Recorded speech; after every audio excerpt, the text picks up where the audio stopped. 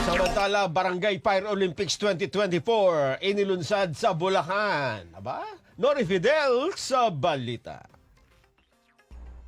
Sa pagpapatuloy ng selebrasyon ng Fire Prevention Month ngayong buwan ng Marso na may temang sa pag-iwas sa sunog di ka nag-iisa, inilunsad ng Bureau of Fire Protection ang Barangay Fire Olympics 2024 sa lalawigan ng Bulacan na niluhukan ng mga barangay sa bawat bayan at syudad.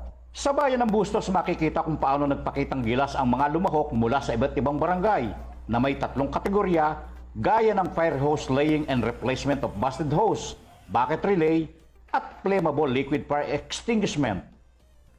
Ayon kay Bustos Municipal Fire Marshal Ronnie Jerry, malaki ang maitutulong sa pamayanan ng mga nakilahok na pawang sinanay sa pagpuksa ng sunog katuwang ang mga BFP personnel sakaling dumating ang mga ganitong uri ng aberya o insidente.